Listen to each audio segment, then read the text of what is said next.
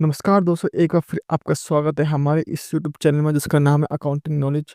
तो आज के इस वीडियो में हम बात करेंगे कि कैसे हम अपने ई-वे बिल बना सकते हैं। बेसिकली आपको पता होगा ई-वे बिल अगर हम सेम स्टेट में अगर अपना माल सेल करते हैं तो उसके लिए हमारी जो लिमिट होती है वो 1 लाख की होती है। और अगर आप हम अदर स्टेट में हम प्रोडक्ट अपना बेचते हैं तो वो उसकी लिमिट जो होती है 50,000 रुपये होती है। अगर तो यही अगर आपके लिए अगर आपकी जो सेल्स अमाउंट है वो अगर 50,000 और 1 लाख से ऊपर जाता है तो उस केस में आपको ई बिल बनाना मैंडेटरी होता है। बहुत से केसों में ई बिल आपके लिए 0% सेल पे भी एप्लीकेबल होता है, लेकिन वो केस अलग होते हैं, ठीक है। तो आज की हम वीडियो में बात करेंगे कि हम कैसे एक ई बिल बना सकते हैं इजी वे में। सबसे पहले आपने क्या करना है, ई बिल के साइड पे जाकर लॉगिन आईडी से आपको लॉगिन कर लेना है। जिससे आप लॉगिन करेंगे आपके सामने में कॉर्नर में एक आपको अकाउंट शो करेगा ई बिल के नाम से। ई बिल पे आपने क्लिक करना है। नीचे आपको काफ़ी सारे टैब्स आपके ओपन हो जाएंगे। उस टैब में से आपने सबसे पहले जो जनरेट न्यू ई बिल है इस पर क्लिक करना है। जैसे आप जनरेट न्यू ई बिल पे क्लिक करेंगे उसमें सबसे पहले आपको क्या करना है, सबसे पहले आपको ऊपर जो टैब शो करेगा उस टैब के अंदर हिसाब से आपको ई बिल बनाना होता है, ठीक है। हमें पहले आउटपुट और इनपुट, आउटपुट मीन्स कि आपने सेल किया है, इनवर्ट मीन्स कि आपने परचेज किया है। ऊपर उसके बाद आपको जो टैब दिखेंगे supply, export, job work, SQ I D, receipt, note, no, ठीक है। इन सब के अलग अलग व्यू होते हैं। जैसे आप काम करेंगे आपको धीरे धीरे चीज़ों को पता चल जाएगा। हमारे केस में सप्लाई है तो हम सप्लाई लेंगे। सप्लाई के बाद आपने डॉक्यूमेंट नंबर डाल देना है, जो आपका बुक्स सेल्स में डॉक्यूमेंट नंबर है वो डाल देना है। उसके बाद आपका नीचे बिल बिल फ्रॉम, कभी कभार क्या होता है बिल फॉर्म में आपका जो जीएसटी नंबर, आपकी फुल डिटेल और आपका एड्रेस यहाँ पे शो करेगा, ठीक है। उसके जैसे आप जस्ट नीचे जाएंगे आपके सामने एक दूसरा होगा बिल टू और शिप टू। कभी कभार क्या होता है हमें कहीं और करना होता है, शिप कहीं और करना होता है। तो उस केस में अपना बिल टू और शिप टू आप अलग अलग डालें। अगर नहीं है तो सेमिंगली आप यहाँ पर अपना एड्रेस, जिस आप पार्टी का ई बिल बना रहे हैं उस पार्टी का आप जीएसटी नंबर डालें, ठीक है। जीएसटी नंबर जैसे आप डालेंगे आपके सामने ऑटोमेटिक सारी चीज़ें आपका एड्रेस के साथ आप चीज़ें आ जाएंगी। अगर एड्रेस रॉन्ग है तो उस एड्रेस को भी आप करेक्ट करके यहाँ पर कर सकते हैं, अपने हाथ से फिल कर सकते हैं।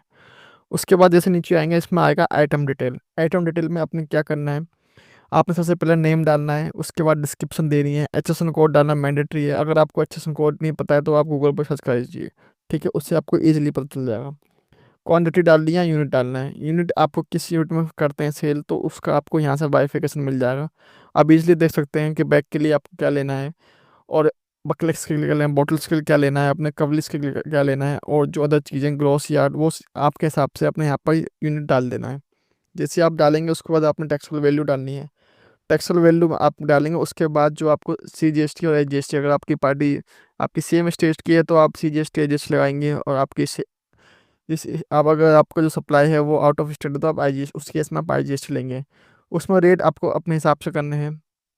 अब बात हो गई कि इसके आगे आप क्या करें, कि यहाँ पर अभी एक ही कॉलम है और अगर आपकी और भी आइटम्स है तो कैसे आप ऐड कर सकते हैं। उसके लिए आपको कॉर्नर में जाना है, कॉर्नर में आएगा ऐड।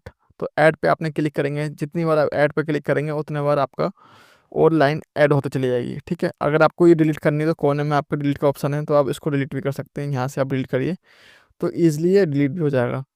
उसके बाद ऐसे ऐसी आप चीज़ें डालेंगे। उसके बाद यहाँ पर मोस्ट इम्पोर्टेंट एक चीज़ आती है, ट्रांसपोर्टेंट डिटेल्स। ट्रांसपोर्टर डिटेल में कभी कभार आप दिल्ली से बाहर माल बेचते हैं तो उसके लिए आपको एक ट्रांसपोर्टर का आईडी होती है। मोस्ट से केस में क्या होता है, ट्रांसपोर्टर ये पार्ट भी नहीं भर पाते हैं। ये मैंडेटरी नहीं है। कभी कभार क्या होता है कि आपको पता नहीं होता कि जो आपका ट्रांसपोर्टर है वो कौन से किस ट्रक से माल भेजेगा आपका। तो उस केस में क्या होता है कि हम क्या होता है सिर्फ ऊपर के जो डिटेल्स हैं वो फिल कर देते हैं। उसके बाद हमें ट्रांसपोर्टर आईडी नहीं डालते और अपना व्हीकल नंबर भी नहीं डालते। बस यहाँ पर डॉक्यूमेंट नंबर डाल के वो सबमिट कर देते हैं। अगर इन केस आपका दिल्ली दिल्ली में सप्लाई है और आपको पता है कि आपने अब कौन से व्हीकल से आप माल सेल करते हो, कौन सा प्रोडक्ट, कौन सा व्हीकल आप यूज़, या तो आपका पर्सनल व्हीकल है या आप किसी ने आपका अगर और स्टेट में है तो आप पोर्टर या कोई अनदर उस चीज़ से आप उसको फाइल कर रहे हैं।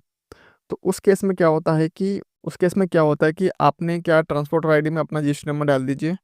अदरवाइज़ उसमें क्या होता है कि अगर आपके पास पर्सनल व्हीकल है तो आपके पास कोई ट्रांसपोर्ट आईडी तो नहीं है। उस केस में आप अपना ही रजिस्टर नंबर डाल के और आप यहाँ पर आपका नाम शो कर जाएगा और किलोमीटर यहाँ पर कोने में एग्जैक्टली शो कर जाएगा। उसके बाद अपना व्हीकल नंबर जो है वो आप डाल दीजिए, ठीक है। इन केस आपका पर्सनल व्हीकल नहीं है तो आप किसी और चीज़ से भेजते हैं, कुछ आपने कुछ हायर किया है कुछ, तो अगर उसका ट्रांसपोर्टर का रजिस्टर नंबर है तो वो आप डाल दीजिए। अदरवाइज़ इसको आप ब्लैंक छोड़ दीजिए, ठीक है? मैंडेटरी नहीं है।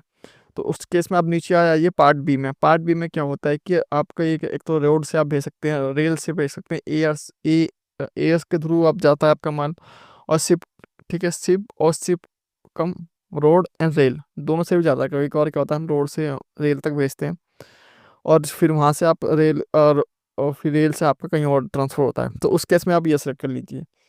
तो जो आपका जिस आपका केस है वो आप डाल के सीधे आपको सबमिट पर क्लिक करना है। जैसे ही आप सबमिट करेंगे आपके सामने एक ई-वे बिल बन के जनरेट हो जाएगा। उस ई-वे बिल को आपने प्रिंट कर लेना है और प्रिंट करके आपने जो आप माल सेल करेंगे, जब आप माल भेजेंगे अपने प्रोडक्ट के साथ, वो आप ड्राइवर को दे सकते हैं। और ड्राइवर के साथ को कि कभी-कभार क्या होता है कि जब आप अगर दिल्ली से बाहर जाते हैं तो वहाँ पे चेक पोस्ट लगे होते हैं। वहाँ चेक पोस्ट पे कभी-कभार क्या होता है कि आपको कस्टम वाले पकड़ लेते हैं, या मतलब आपको जो रोड पे जो पुलिस वाले होते हैं वो पकड़ लेते हैं। उस केस में ई-वे बिल आपके लिए बहुत मैंडेटरी होता है, क्योंकि ई-वे बिल के हिसाब से ही आपका सब कुछ होता है। क्योंकि ये आप 50,000 से ऊपर का माल भेज रहे हैं, दिल्ली से बाहर भेज रहे हैं, तो फिर आपको ई-वे बिल बनाना मैंडेटरी है। तो इस तरह से आप ईज़िली ये ई-वे बिल बना सकते हैं सिंपल वे में। अगर आपको ई-वे बिल बनाना आता है या बनाना चाहते हैं तो मैं आपको अपना नंबर इसमें सेंड कर दूँगा।